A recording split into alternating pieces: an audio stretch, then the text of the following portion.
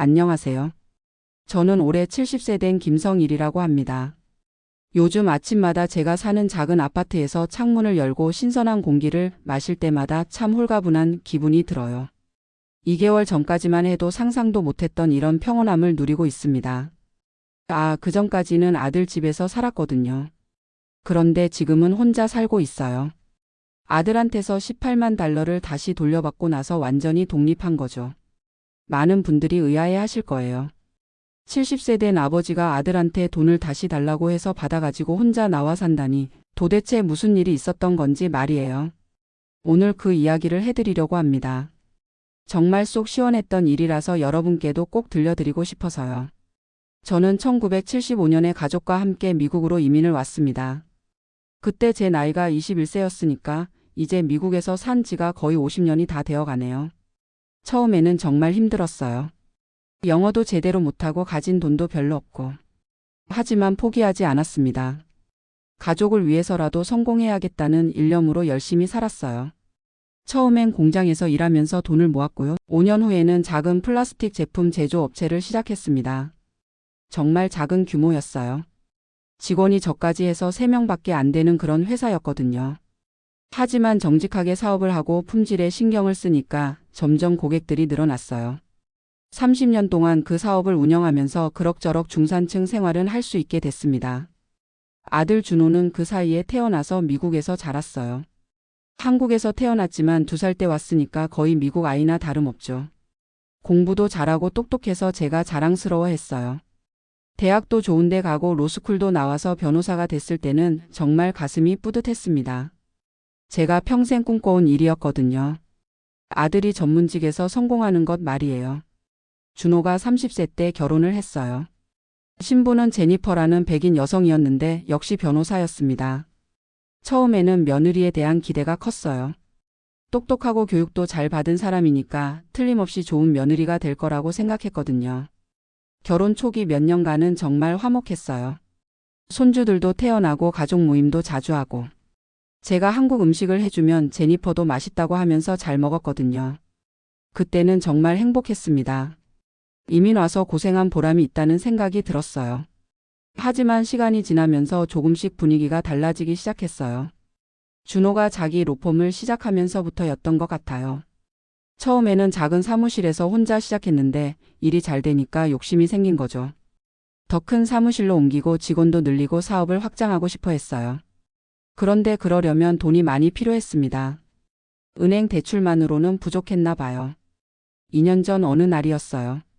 준호가 저한테 와서 이야기를 꺼냈습니다.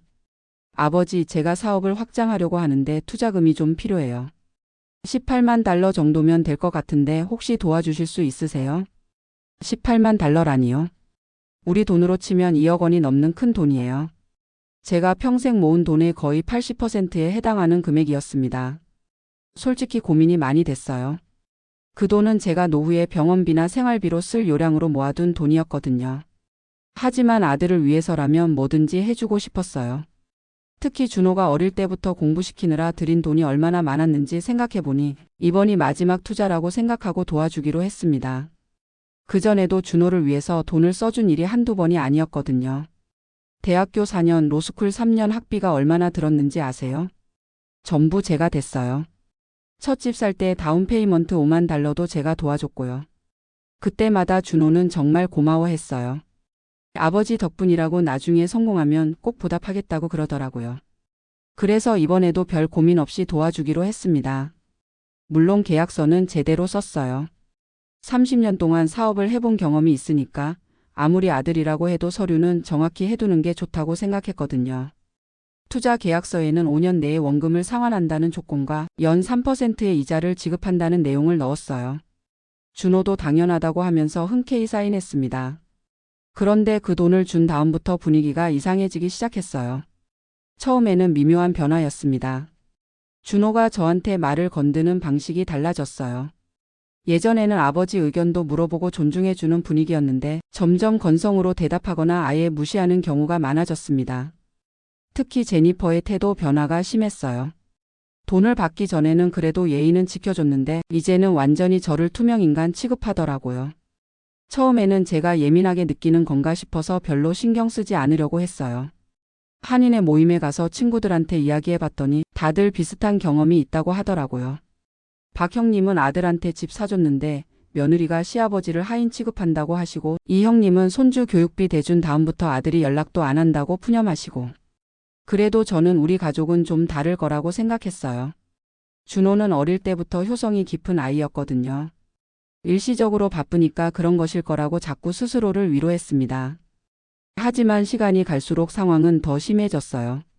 제니퍼는 아예 대놓고 저를 무시하기 시작했습니다. 어느 날 제가 집에서 김치찌개를 끓이고 있었어요. 그런데 제니퍼가 와서 화를 내더라고요. 집안에 냄새가 난다고 앞으로 한국 음식은 하지 말라고 하는 거예요. 그것도 모자라서 저한테 청소나 빨래 같은 집안일을 시키기 시작했어요. 마치 제가 가사도우미라도 되는 것처럼 말이에요. 손주들 앞에서도 저를 할아버지로 대접하지 않았습니다. 에밀리하고 마이클이 저한테 한국어로 인사하려고 하면 영어로만 대화하라고 막더라고요. 할아버지가 뭘 알겠냐는 식으로 아이들 앞에서 저를 깎아내리는 일도 자주 있었어요. 정말 가슴이 아팠습니다. 그런데 더 충격적인 건 준호의 반응이었어요. 제가 조심스럽게 이야기해봐도 아내 편만 들더라고요. 아버지가 미국 생활에 적응을 못하는 거라고, 제니퍼는 잘못이 없다고 계속 두둔하는 거예요. 그 순간 깨달았어요. 아, 이 사람들은 제가 돈만 주는 ATM 기계 정도로 생각하는구나. 진짜 가족으로는 인정하지 않는구나.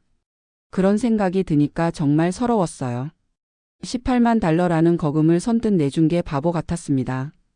결정적인 일이 작년 추수감사절에 일어났어요. 제니퍼의 어머니가 집에 오신다고 해서 저도 기대를 했거든요.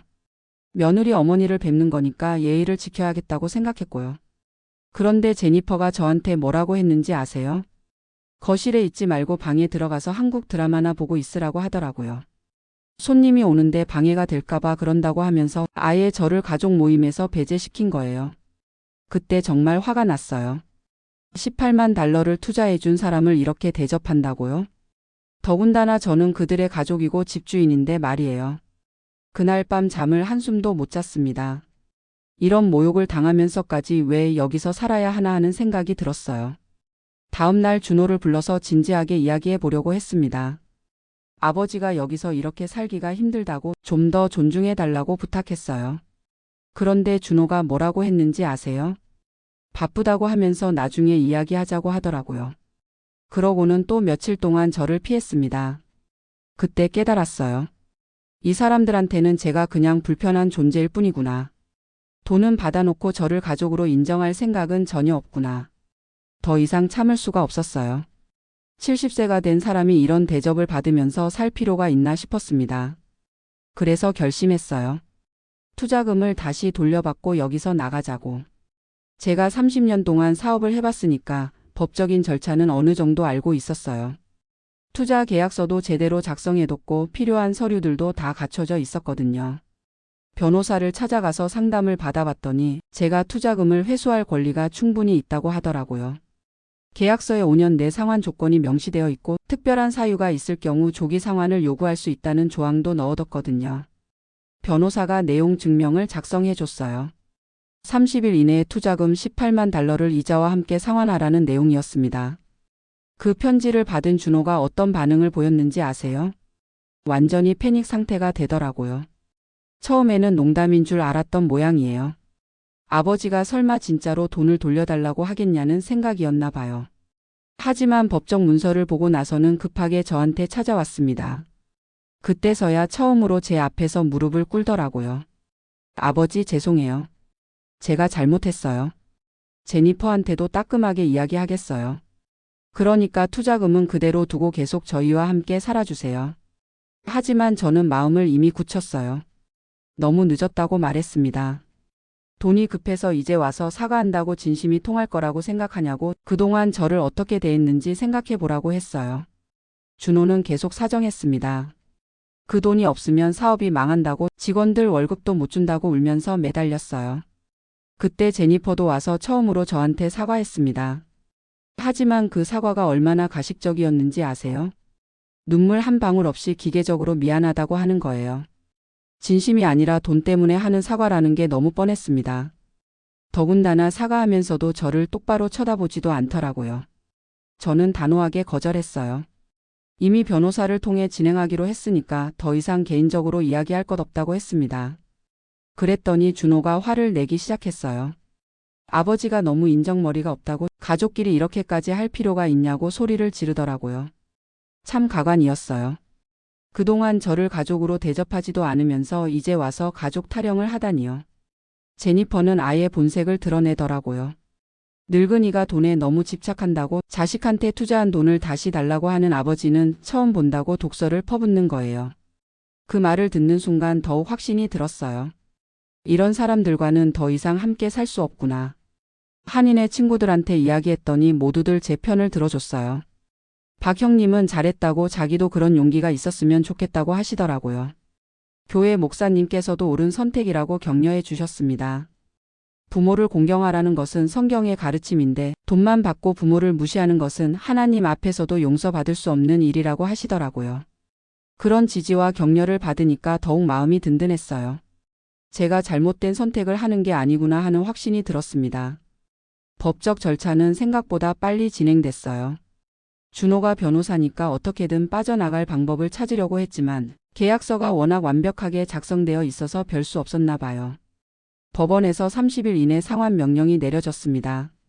18만 달러 원금에 지금까지의 이자까지 포함해서 19만 2천 달러를 지급하라는 명령이었어요. 준호는 끝까지 저항해봤지만 소용없었어요. 결국 은행 대출을 받아서 돈을 마련할 수밖에 없었습니다. 돈을 받는 날 정말 시원했어요. 18만 달러짜리 수표를 받아 들고 은행에 가서 제 계좌에 입금하는 그 순간 정말 속이 다 시원했습니다. 그리고 바로 그날 한인타운 근처에 있는 1베드룸 아파트 계약을 했어요.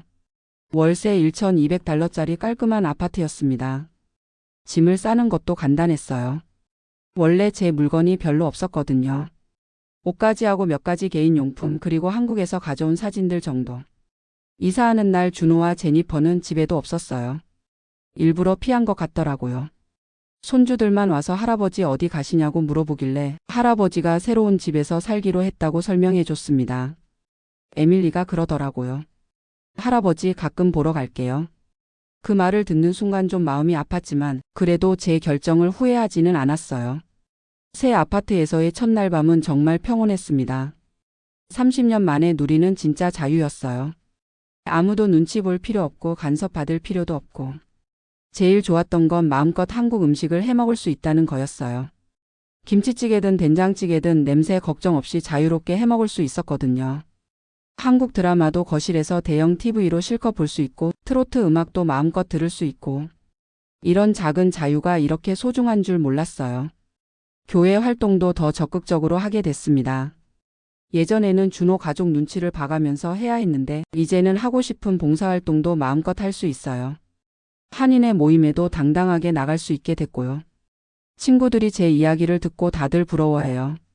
용기 있는 선택이었다고 칭찬해 주시더라고요. 한 달쯤 지났을 때 준호한테서 전화가 왔어요. 사업이 어려워졌다는 이야기였습니다.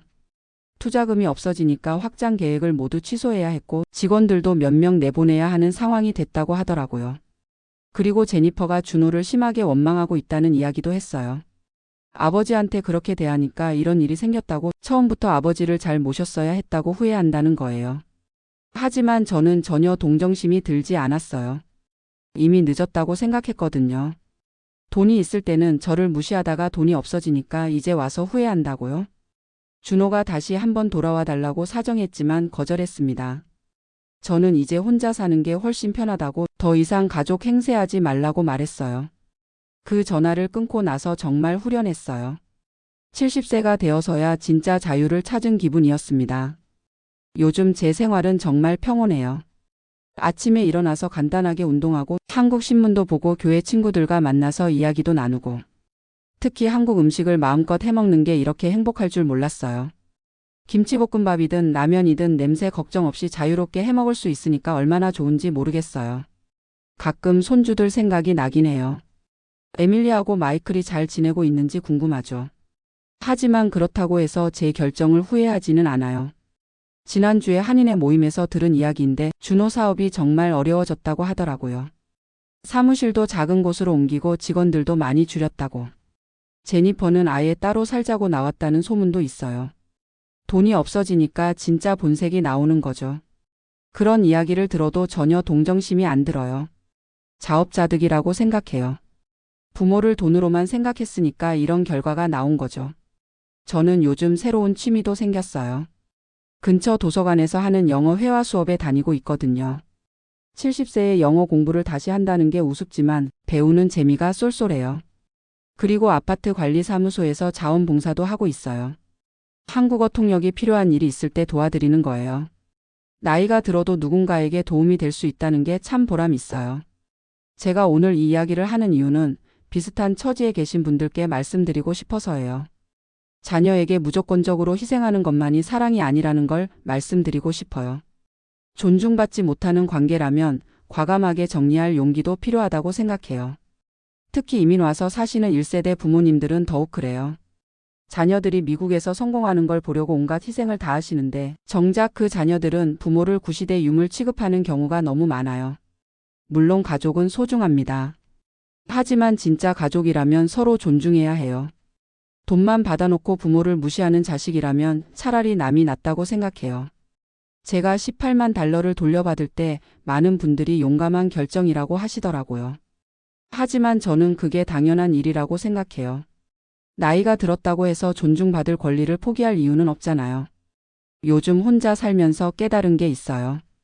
진짜 행복은 다른 사람의 인정이나 사랑을 받는 데서 오는 게 아니라 자기 자신을 존중하고 당당하게 사는 데서 온다는 거예요.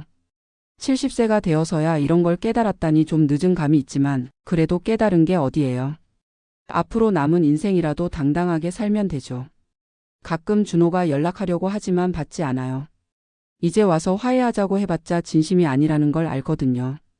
돈이 필요할 때나 연락하는 거죠. 제니퍼는 아예 연락도 안 해요. 아마 저를 완전히 포기한 것 같아요. 그게 오히려 다행이라고 생각해요.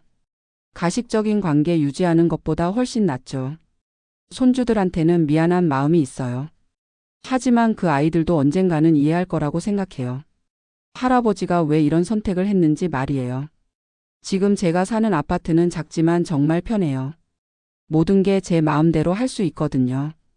TV 채널도 제가 보고 싶은 걸로 마음대로 돌릴 수 있고 음식도 제가 먹고 싶은 걸로 해 먹을 수 있고 이런 작은 자유들이 이렇게 소중한 줄 몰랐어요.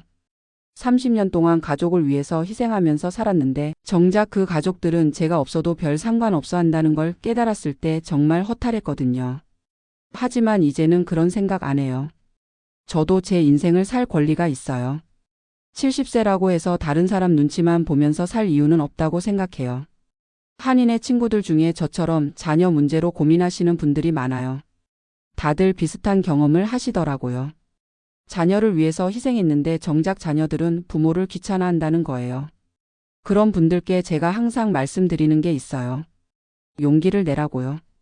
존중받지 못하는 관계라면 과감하게 정리하는 것도 필요하다고요. 물론 쉬운 일은 아니에요. 70세에 혼자 독립해서 살기로 결정하는 게 쉬운 일이겠어요? 하지만 해보니까 생각보다 어렵지 않더라고요. 제일 중요한 건 경제적 독립이에요. 다행히 저는 투자금을 회수해서 당분간 생활할 수 있는 여유가 생겼어요. 집세 내고 생활비 쓰고 해도 몇 년은 버틸 수 있어요. 그리고 건강만 허락한다면 아르바이트라도 할 수 있잖아요. 요즘 한인 마켓이나 식당에서 경험 있는 시니어들을 찾는 곳이 많더라고요. 제가 오늘 이야기를 하는 이유는 용기를 주고 싶어서예요. 나이가 들었다고 해서 무조건 자녀에게 의존해야 한다는 생각은 버리세요. 자녀가 부모를 존중하지 않는다면 떠날 용기도 필요해요. 특히 경제적으로 도움을 준 경우라면 더욱 그래요. 돈만 받아놓고 부모를 무시하는 자녀라면 그 돈을 돌려받고 독립하는 게 나아요. 저는 제 선택을 전혀 후회하지 않아요. 오히려 더 일찍 결정했으면 좋았을 거라는 생각이 들어요. 그동안 얼마나 많은 모욕을 참고 살았는지 생각해 보니까 정말 바보 같았어요. 요즘 제 일상은 정말 평온하고 행복해요. 아침에 일어나서 창문을 열고 신선한 공기를 마실 때마다 아, 이게 진짜 자유구나 하는 생각이 들어요. 아무도 간섭하지 않고 아무도 무시하지 않고 저를 있는 그대로 받아들여주는 공간에서 사는 게 이렇게 행복한 줄 몰랐어요. 혹시 저처럼 자녀 문제로 고민하고 계신 분들이 있다면 용기 내서 당당하게 선택하시기 바라요. 나이가 들었다고 해서 존중받을 권리를 포기할 필요는 없어요. 자녀에게 베푼 사랑이 진짜 사랑이라면 그 자녀들도 부모를 진짜 가족으로 대접해야 해요. 돈만 받아놓고 부모를 무시하는 건 사랑이 아니라 이용하는 거예요. 저는 이제 새로운 인생을 살고 있어요. 70세에 시작하는 새로운 인생이지만 후회 없어요.